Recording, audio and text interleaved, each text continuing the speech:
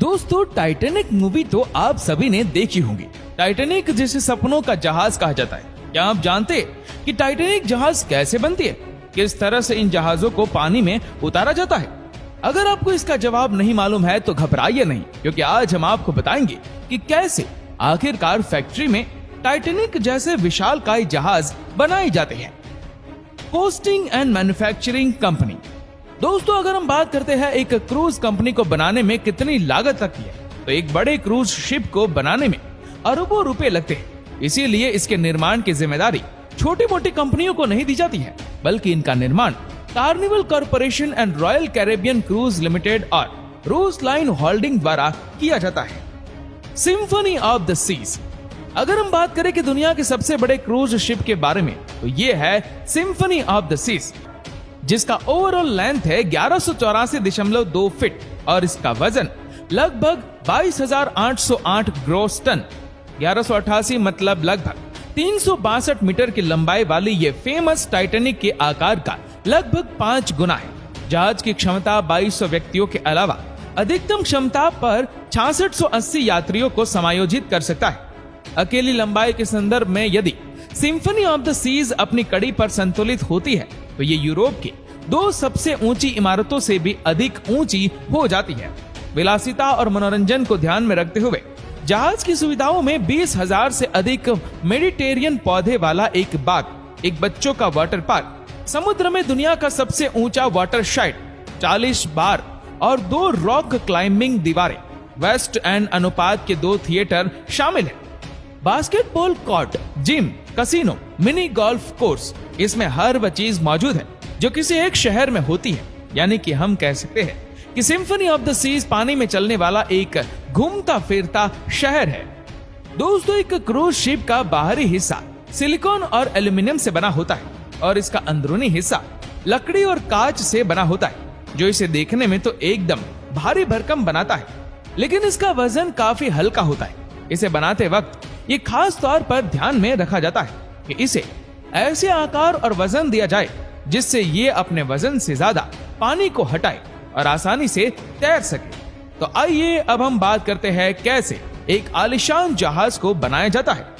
इसे बनाने के लिए कितना वक्त और कितना पैसा लगता है। दोस्तों टाइटैनिक जैसे विशालकाय जहाज को बनाने में लगभग 2 से 2.5 साल का वक्त लग जाता है, जिसमें एक जहाज को कई बार अलग अलग परिस्थितियों में रखकर उसकी टेस्टिंग की जाती है। दोस्तों एक जहाज को बनाने के लिए वर्कशॉप वही समंदर के तट पर बनाया जाता है, ताकि बिना किसी नुकसान के इसे पानी में उतारा जा सके। इसको बनाने में हर उन छोटी से छोटी बातों का ध्यान भी रखा जाता है, ताकि जहाज में कोई भी कमी ना रह जाए। जैसे कि हम टाइटैनिक मूवी में देखते हैं कि मात्र एक छोटी सी गलती भी बड़ी साबित हो सकती है, और एक बड़े से जहाज को आसानी से पानी में डुबोने के लिए इतना काफी था। दोस्तों जहाज बनाने के लिए सबसे पहले जहाज के निचले बेस को तैयार किया जाता है। इसी बेज पर पूरा जहाज बनकर तैयार होता है। सबसे पहले इस बेज पर एक बड़े से स्टील का सीट्स लगा दी जाती है। स्टील के सीट पर लोहे की मोटी मोटी सिलाओं को वेल्डिंग करके जोड़ दिया जाता है और जहाज का निचला हिस्सा बनकर तैयार हो जाता है। इस पूरे काम को करने के लिए एक्सपर्ट्स इंजीनियर कॉल पूरी एक्सेलेंसी के साथ काम करते हैं। इसी के बाद जहाज की फ्लोर को बनाया जाता है। इसी तरह से जहाज के कमरे और दीवारों को भी स्टील से बनाया जाता है। दोस्तों इन सभी कामों को करने के लिए बिल्कुल सावधानी रखनी पड़ती है, क्योंकि एक भी गलती करोड़ों का नुकसान करा सकती है। इस काम को करते हुए अलग अलग तरह के बहुत सारे टेस्ट भी किए जाते हैं, जिसमें इस बात का खास ध्यान रखा जाता है कि जहाज के अंदर कोई लीकेज ना हो।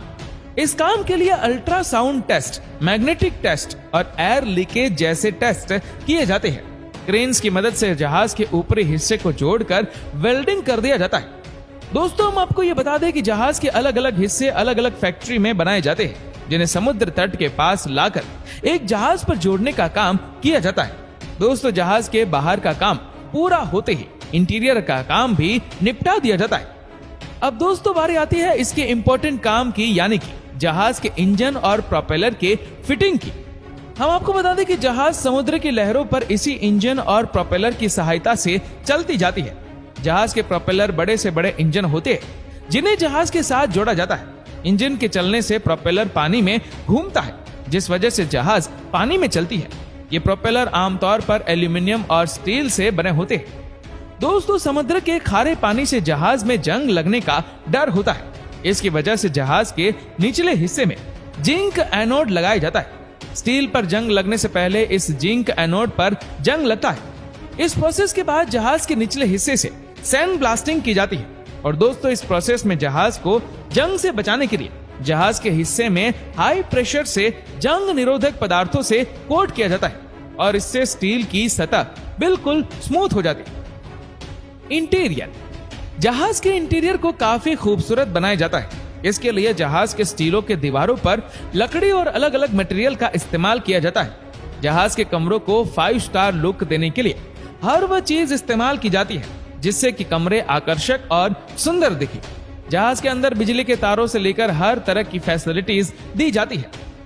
पेंटिंग, जहाज के पूरी तरह से तैयार हो जाने के बाद अब बारी आती है इसे पेंट करने की। इतने बड़े जहाज को पेंट करने के लिए बहुत ही मॉडर्न टेक्नोलॉजी का इस्तेमाल किया जाता है। टेस्टिंग, क्रूज जहाजों को आश्चर्यजनक रूप से उन सभी खराब मौसमों के लिए तैयार किया जाता है जिनकी समुद्र में उम्मीद की जा सकती है। वह तूफान के मौसम के दौरान भी गंभीर तूफान को संभालने के लिए डिजाइन किए जाते हैं। जहाज के बनाने से पहले नौसैनिक आर्किटेक्ट एक जहाज का मॉडल बनाते हैं और इसे सभी प्रकार के एक्सटेंड वेदर सिमुलेशन के लिए टेस्ट करते हैं। क्रूज जहाजों की निचली सतह सक्रिय और चौड़ी होती है। आमतौर पर एक जहाज के 30 फीट यानी कि 9.1 मीटर से अधिक पानी के नीचे नहीं बैठता है, जो जहाज की कुल ऊंचाई का केवल 10% है। ये जहाज बड़े पैमाने पर है और अविश्वसनीय रूप से भारी है। ध्यान रखें कि एक क्रूज जहाज न केवल अपने तरीके से बल्कि कम से कम कई हजार यात्रियों और चालक दल के सदस्यों का वजन, उनका सारा सामान, भोजन, फर्नीचर, पानी के लिफ्ट से भरे स्विमिंग पूल और बहुत सारे मनोरंजन का सामान उठाता है। लेकिन इतने भारी माल से लगे हुए भी एक जहाज अभी भी हवा से भरा हुआ होता है, जो इसे पानी में आसानी से तैरने में सक्षम बनाता है। दोस्तों, एक क्रूज जहाज लगभग 60 डिग्री तक बैंड हो सकता है, इससे पहले कि उसे पलटने का खतरा हो। साथ ही क्रूज जहाजों को 50 फीट लहरों का सामना करने के लिए तैयार किया जाता है। लेकिन वास्तव में इतनी बड़ी लहरें दुर्लभ है और एक विशिष्ट जहाज के अपने करियर के दौरान उनमें से एक की आने की भी संभावना नहीं होती। दोस्तों, इस प्रोसेस के बाद जहाज पूरी तरह से बनकर तैयार हो जाता है। अब हम बात करते हैं एक क्रूज शिप के वजन के बारे में। दोस्तों, एक क्रूज शिप का वजन लगभग 200,000 ग्रॉस टन होता है। अब हम बात करेंगे कि आखिर जहाज पानी में उतारी कैसे जाती है। दोस्तों, किसी भी जहाज को 4 तरीकों से पानी में उतारा जाता है। Number 1, floating out launching. Floating out type के साथ जहाजों को ड्राई डॉक में बनाया जाता है। एक बार जहाज निर्माण हो जाने के बाद सूखी गोदी को तब तक पानी से भर दिया जाता है जब तक कि जहाज को बाहर नहीं निकाला जा सकता। यह आजकल उपयोग किए जाने वाले सबसे आम तरीकों में से एक है। ये जहाज पर सफर आसान है और बहुत सुरक्षित है, लेकिन काफी महंगा है। Number 2, gravitational launching. इसमें हम ग्रेविटेशनल फोर्स की मदद लेकर एक रैम का उपयोग जहाज को पानी में स्लाइड करने के लिए करते हैं। चिकनी पदार्थों जैसे कि लुब्रिकेंट ग्रीस के सहायता से जहाज को स्लाइड करवाकर पानी में उतारा जाता है। Number 3, mechanical launching.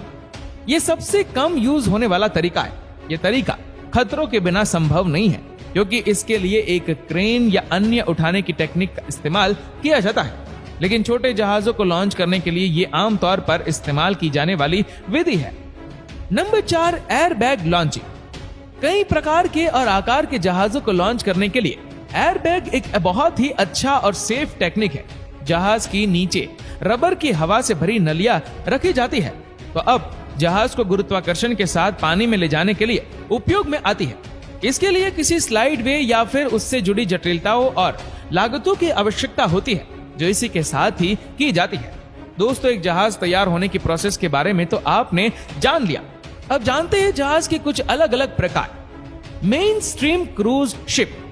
ये सबसे साधारण क्रूज शिप होते हैं जिनमें सभी प्रकार की बेसिक सुविधाएं होती है। इन जहाजों में 850 से 3000 यात्रियों की क्षमता होती है और इसमें सभी प्रकार की इंसानी रिसोर्ट सुविधाएं भी होती है। और साथ ही साथ इसमें रेस्टोरेंट्स, बार, नाइट क्लब और डिस्को, शॉपिंग क्षेत्र, थिएटर, सिनेमा गैलरी और संग्रहालय, पुस्तकालय, कसिनो, जिम और स्पा, स्विमिंग पूल और अन्य खेल सुविधाओं के साथ व्यक्तिगत देखभाल क्षेत्र भी शामिल है। Mega cruise ship. एक मेगा क्रूज शिप की कैपेसिटी 5000 से अधिक व्यक्तियों को अपने अंदर समाने की होती है। वर्तमान में दुनिया के सबसे बड़े जहाज है ओशियन क्रूज शिप। ये क्रूज शिप महासागरों में लंबे और कठोर परिस्थितियों का सामना करने के लिए बनाए जाते हैं। Luxury cruise ship. ये शानदार जहाज सभी सुविधाओं से लेस लोकेशन को ध्यान में रखकर बनाए जाते हैं। Small cruise ship. इनकी क्षमता महज 100 व्यक्तियों की होती है। छोटे शिप बड़े नदियों में चलते हैं। कुछ 100 यात्रियों की क्षमता वाले जहाज जो कम स्थलों में बड़े जन बाजार जहाजों की तुलना में अधिक आरामदायक अनुभव देते हैं। Adventure cruise ship. ये जहाज ऐसे बनाए जाते हैं कि किसी भी जगह पर आसानी से चले जाते हैं जहां बड़े जहाज नहीं जा पाते। तो दोस्तों, आपके इस वीडियो के बारे में क्या ख्याल है, नीचे कमेंट करके जरूर बताएगा। और अगर आपको वीडियो अच्छा लगा हो तो इस वीडियो को लाइक करेगा, शेयर करेगा ज्यादा से ज्यादा लोगों तक। और ऐसे ही और भी इंटरेस्टिंग वीडियोस के लिए फॉलो करें हमारे पेज को। और ऐसे ही और भी वीडियोस को यूट्यूब पर देखने के लिए नीचे कमेंट सेक्शन में लिंक दी गई, जिसके ऊपर क्लिक करके हमारे चैनल को आप सब्सक्राइब करें और बेल आइकन दबाएं, ताकि हमारे हर लेटेस्ट वीडियो की अपडेट आपको मिलेगी सबसे पहले। धन्यवाद।